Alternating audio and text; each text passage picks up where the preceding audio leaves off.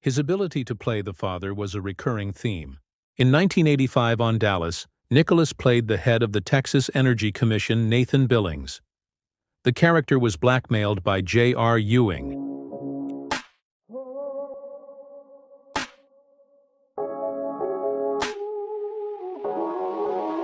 On this day, last year, on October the 7th, 2024, the world lost an actor whose face you've seen 100 times, whose voice you've heard in countless scenes, but whose name you probably never knew. This is the story of Nicholas Pryor, the quiet backbone of American television and film for nearly 70 years. He wasn't a superstar. He wasn't a leading man. He was a character actor, a mentor, a father, and so much more. Born Nicholas David Probst on January 28, 1935 in Baltimore, Maryland, his journey into acting wasn't written in the stars. It was forged through quiet persistence. His father was a pharmaceutical manufacturer, and Nicholas was raised in a world that valued education and discipline. He attended the prestigious Gilman School and later Yale University, which is where the acting bug first bit. He changed his name to Nicholas Pryor and stepped into the entertainment industry in 1955. There was no grand entrance, no sudden explosion of fame. He had 175 gigs under his belt.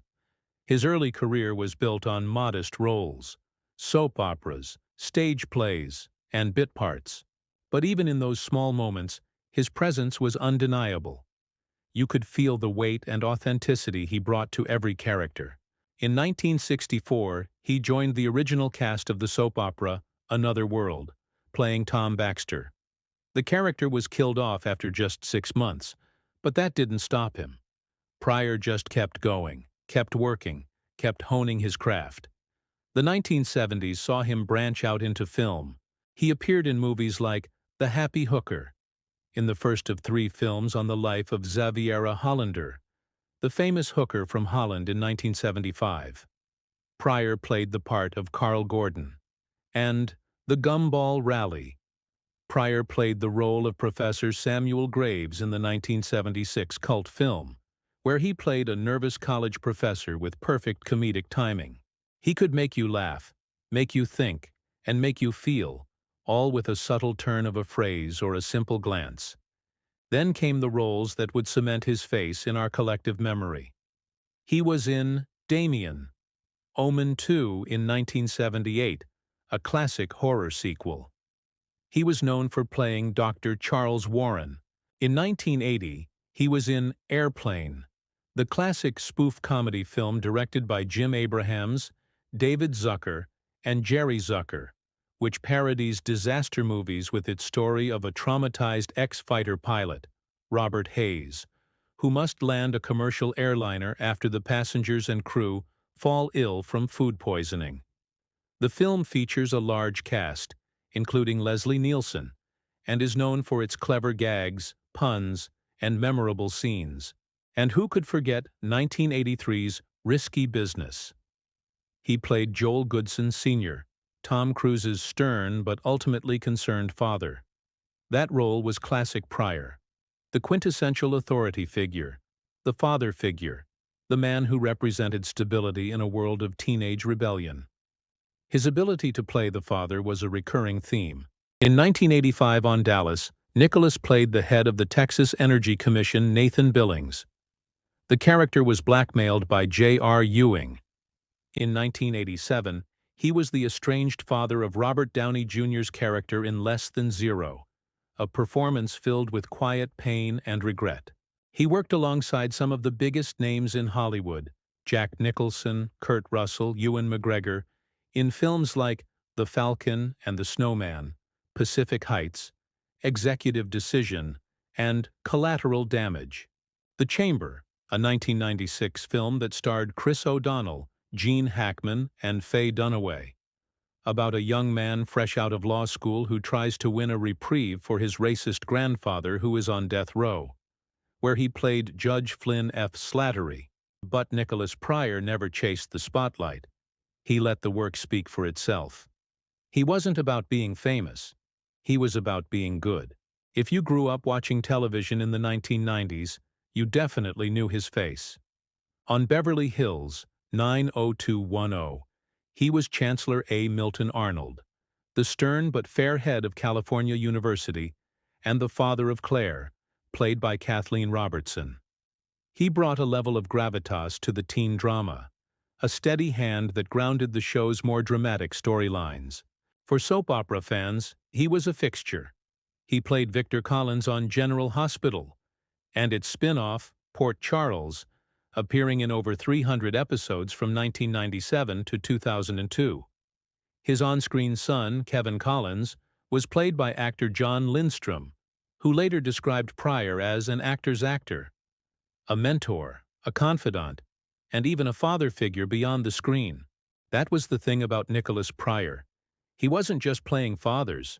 He actually was one, both on set and in real life.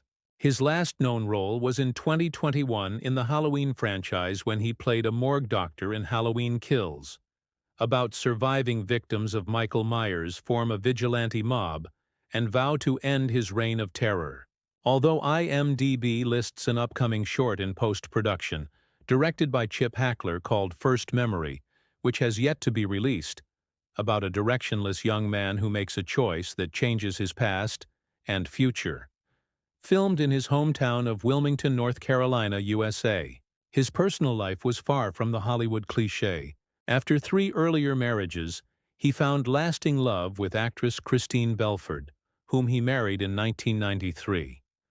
Theirs was a partnership that lasted the rest of his life. He had one daughter, Stacy Pryor, and was a doting grandfather to August and Avril Bass. He lived a quiet life in Wilmington, North Carolina, far from the glitz and glamour of Los Angeles. There were no tabloid scandals, no stories of Hollywood excess. His life was about family, good wine, great meals, and telling stories. Before his death, Pryor prepared a final, simple message to be delivered to the Hollywood Reporter. It perfectly encapsulated his life and career.